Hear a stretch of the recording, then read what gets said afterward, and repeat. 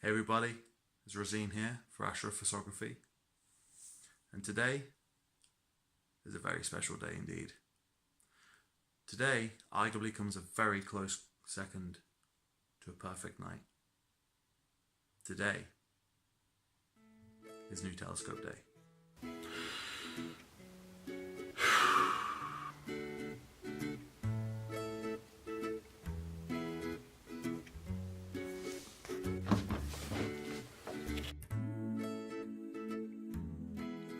DPD has been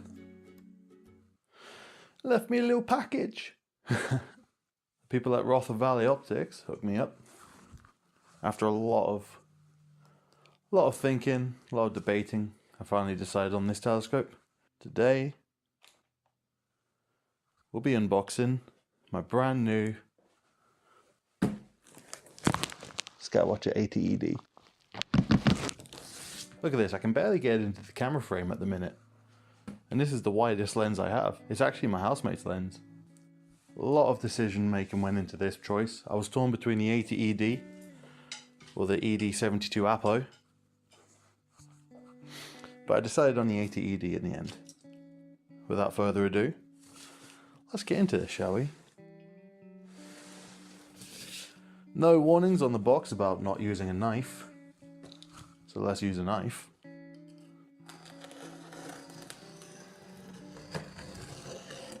Nothing like a nice clean straight cut there. There seems to be a plane flying around outside. I don't know if it's going to show up on the recording, but either way, they sound like they're having fun. Oh yeah. But let's just say well packaged, yeah? Oh. Ooh.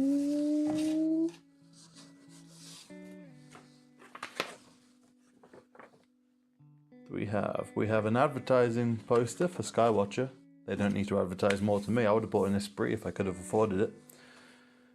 Astronomical Telescope User's Guide. Anyway, onto the main course.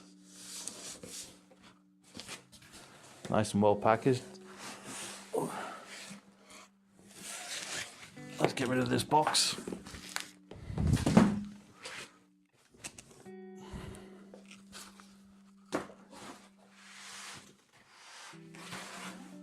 Aluminium carry case.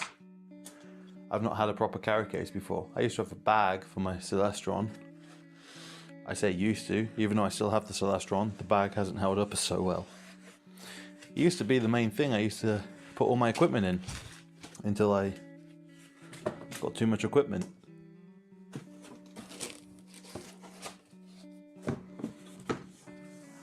And then when I got too much equipment, I bought a toolbox. Enough about that though, we're on about this. So that's the polystyrene sides off. Looks like it takes keys.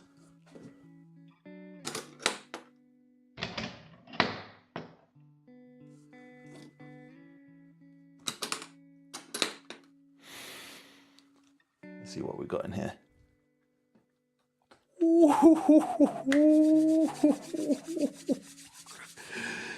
Yes. Oh, I'm so excited.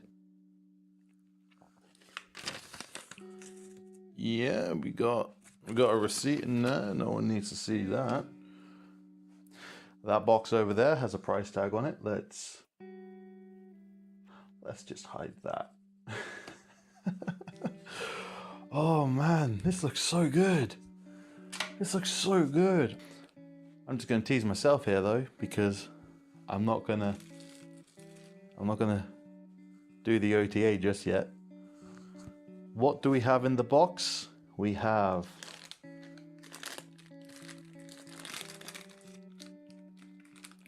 a camera T adapter. We have, as I thought, some keys. We have an end cap to something. Anything else in these? Nope. This was just the OTA that I bought, not the the outfit package. So it doesn't have the star diagonal, it doesn't have the 50 by whatever it was, finder's shoe bracket scope thing. I was tempted about the 50mm guide scope, the finder scope, so I could use it as a guide scope, but I do have a guidance solution already. We have a black box from Altair. And in here,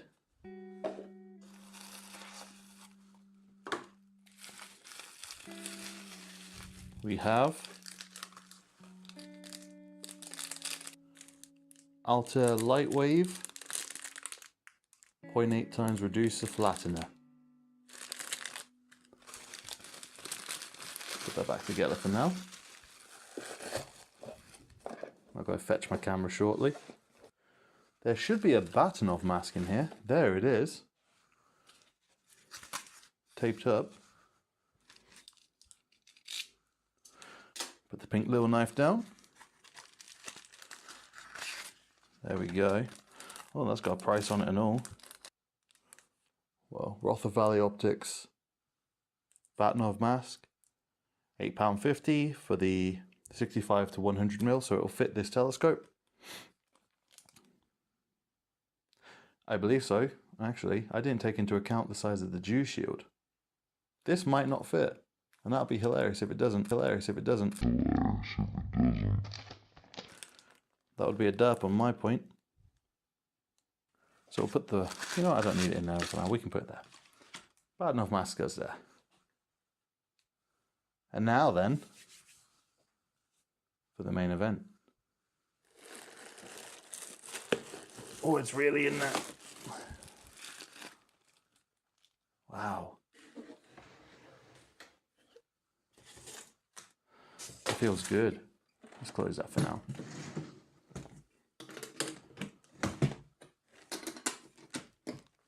I'm not going to be the one to drop a brand new telescope. Why not? I'm going to be eager to see if this Bahtinov mask will actually fit. Let's get in here. Oh, it's cold.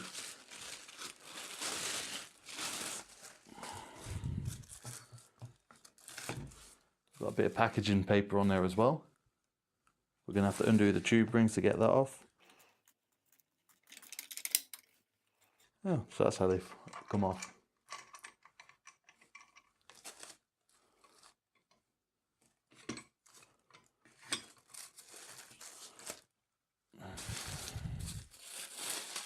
Oh, jeez. I'm so excited about this telescope. There it is.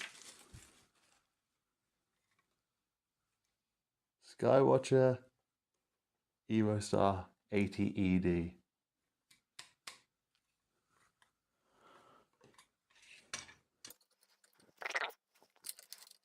So I'd like to give you my first impressions, but maybe with any chance you can kind of hear the excitement in my voice. So that might give you an indication about how I'm feeling about this. Might give you an indication, just a little bit. So Skywatcher 80ED with the extra dispersion glass on the front.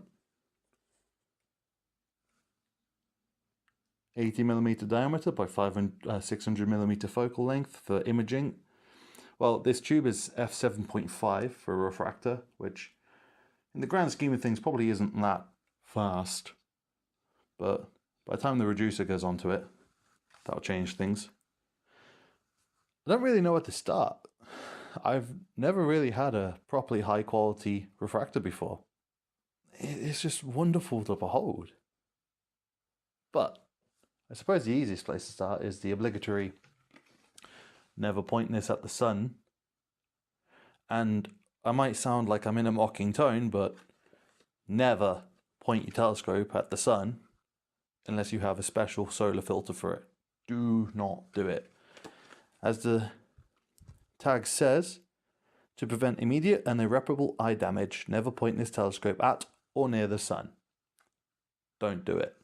Get yourself a proper solar filter first. All right, what we got on here? This should be a 2-speed focuser. So let's pull this off. There it is.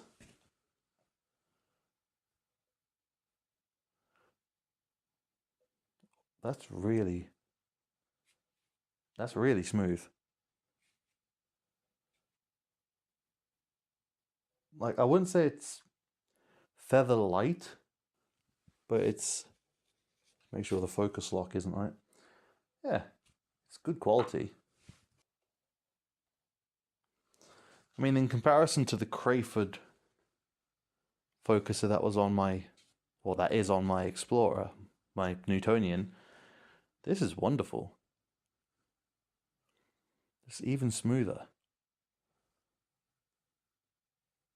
So it's not light, it's got presence. It doesn't feel like the tube is just going to slide. It's definitely got presence. But even with my Explorer, it was graunchy to begin with. This is wonderful. And like any self-respecting imaging telescope, or any self-respecting telescope, it's got a focus lock on it.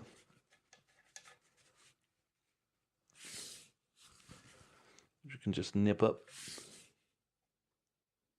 Yeah. I mean, I'm not going to properly dig it in at the minute. Let's undo that. And even the fine speed is wonderful. Okay, that's enough time about the focuser. Along with the dual speed focuser, I think it's 11:1 or 10:1, I can't quite remember. We have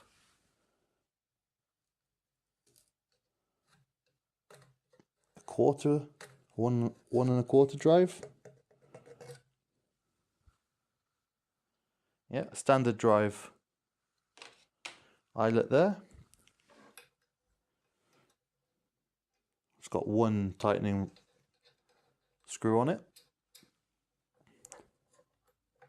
We also have the 2-inch.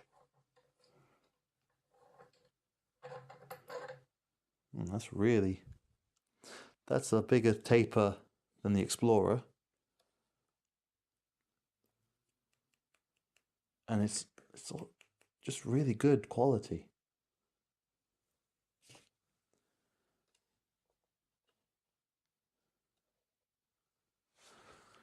So the end cap, which I pulled out of the box, obviously is for that. Don't know which one I'll be using just yet. However, as soon as I bought this, as soon as I committed to the buy, I did nip onto First Light Optics, and I then bought the compression ring upgrade. So you just unscrew this and screw the compression ring on, so you use a compression ring instead of screws. But that's not here yet. I kind of suppose it's high time to take the end cap off. And in doing so, also find out that I've actually bought the wrong size Bahtinov mask. Well, first of all, like all normal end caps, it's got a 2-speed, well, two-ended end cap on it. However, does this pop up? There we go.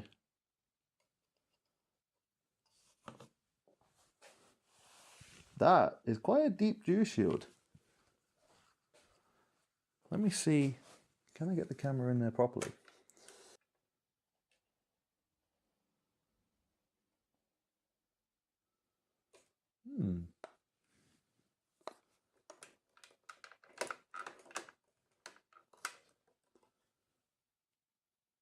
I might just take the dew shield off. I was kind of honestly expecting text to be printed on the end cap. Well, on the glass itself. Well, on the ring around the glass. You know what I mean. I thought the glass was here in the tube body, not in the dew shield. So I'll just make it a lot easier. There's a ridge here. I'm guessing that's where the glass was actually in.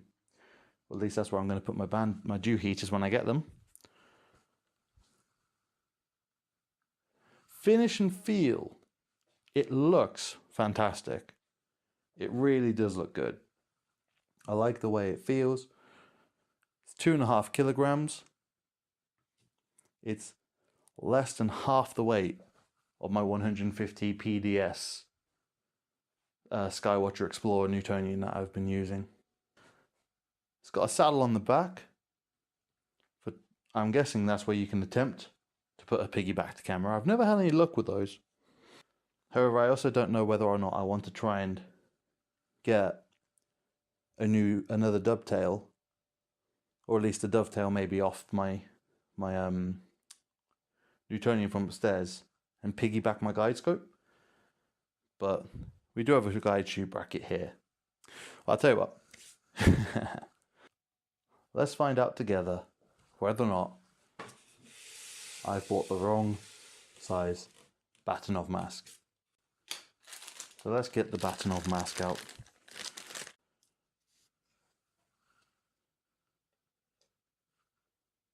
Oh no. It's the wrong size. I mean, the actual outer diameter matches the dew shield. So, yeah, I've got the wrong size Bahtinov mask. I couldn't find, either I didn't read it or they didn't write it down. I did not know that the outer diameter of this dew shield was 100 millimeters. But that's a shame, that is. It's definitely a shame. But it is what it is. I'm not going to lose any sleep over it. Let's say we mount this onto my HEQ and we'll see what we can do with it. As a point of order, actually, before we put the camera onto the mount, let's look at the attachment systems that came with it. This is my actual T-mount that I've had for years. It's never steered me wrong.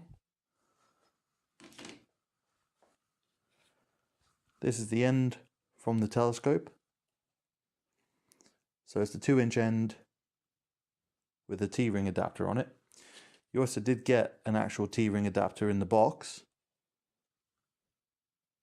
which fits onto here, like so. And then that, in turn, screws onto my camera T adapter, which then will clip on like that. So it looks like a bit far from the telescope already. It is solid though. Like, there is no flex here. Everything is metal. There's no flex. Do that a bit more.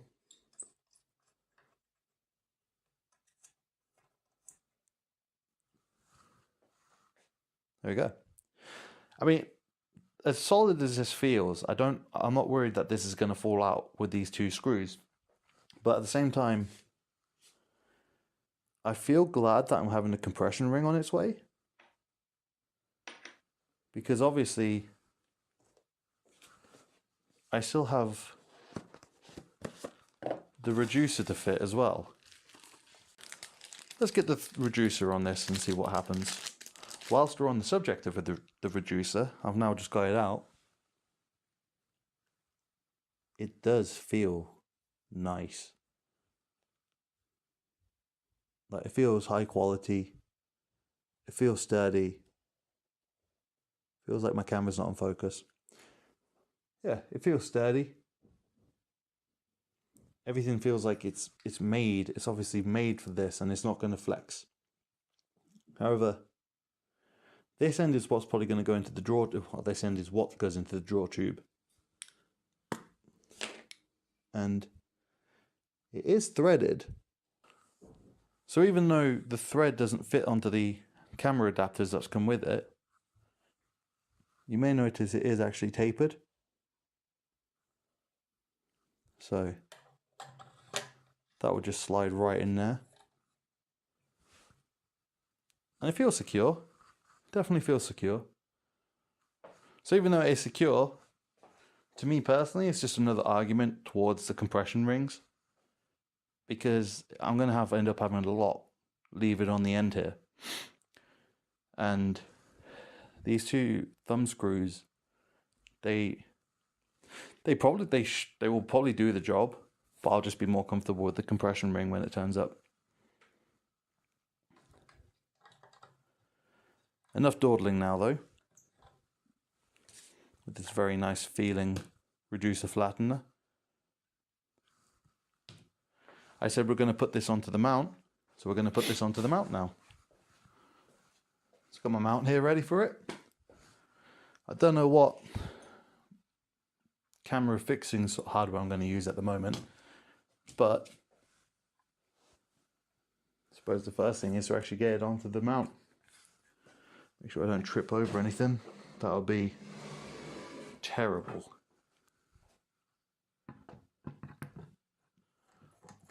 I'm using as well, as if by magic, the postie's been round as well, dropped off another package, which I think is my other dovetail. I ordered another dovetail to go on top. I didn't order it to go on top, I actually ordered it to be able to mount a camera on. Well, there you go. Job done, it's on the mount now. We've now got a camera to fit and a guide scope to fit. Let's put the guide scope on first. Purely because I can. So we're going to put the guide scope in. That will go into the finder shoe.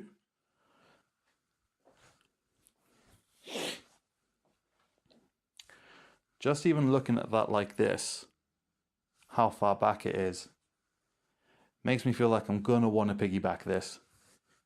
Because by the time I add the DSLR on and get into focus, I don't know where the focus plane is going to be on this. So balancing in declination is going to be a bit squiff at the minute. But by the time this is back here, got a camera hanging off and focused, it might be really difficult to get this balanced. But if the guide scope was here and the weight was more in the center of mass of the declination shaft, it'll make balancing a lot easier. So for mounting, the two options is this. The flattener either goes into the camera T adapter that came with the scope, which it can, or what I'm more likely going to do, put that onto the table, I don't want to drop my flattener. Probably screw the flattener directly into the T-mount for the camera, and then this goes into the scope. Let's go try that.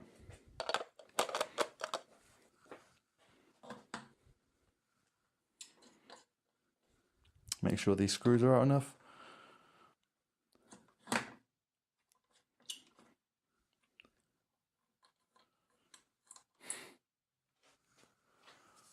Right.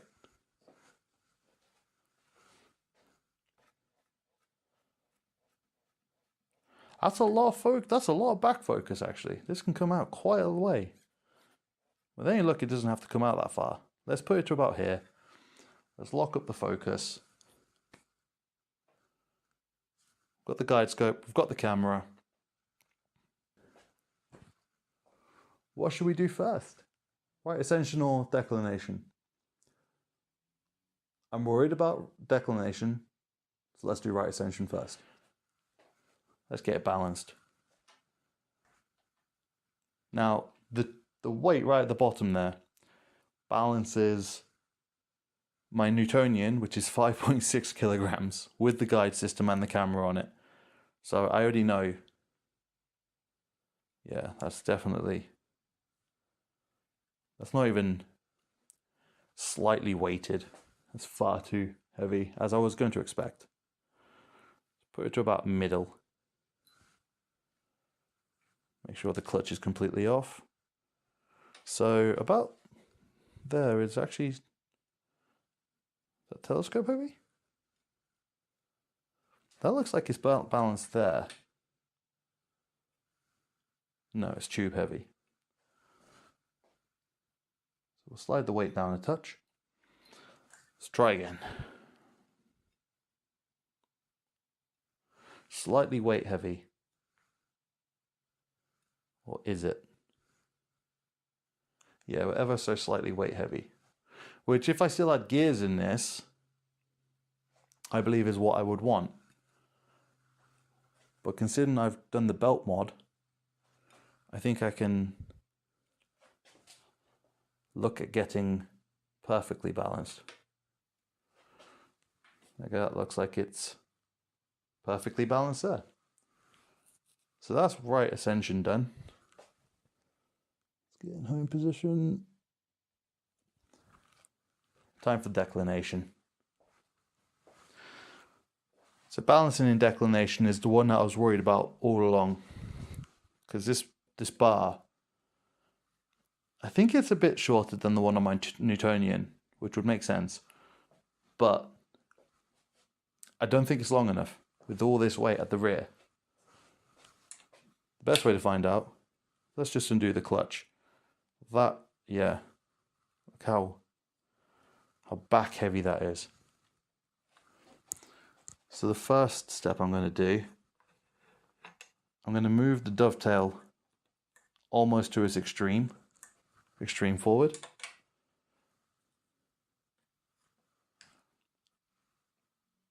Still far too heavy. Right, let's move this to its very extreme.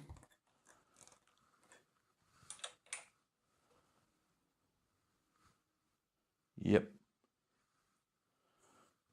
We're not anywhere near balanced. So what else can we do? We can move the actual tube up in its rings. Maybe. There we go. That's as far as forward as that's going to get because of the screws. I'm going to make sure this is done up nice and tight first. The last thing I want is this popping out of its rings. How about now? Ooh. That's a good sign. No, that's not a good sign. We're still back heavy. For a moment then I thought we were front heavy. Let's get rid of the guide scope for a moment.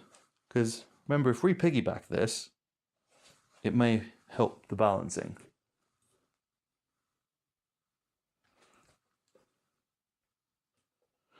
We're balancing declination here. It's right at the back. So this is how we're balancing declination. As you can see, it's right at the back of the tube rings, which is going to make setting up easy because you just run it until the Allen keys hit the puck. I don't like it there, but if that's where it has to be, that's where it has to be. And as for the actual tube itself, it's just about a finger's width between the screw and there. So we're not completely at the extreme.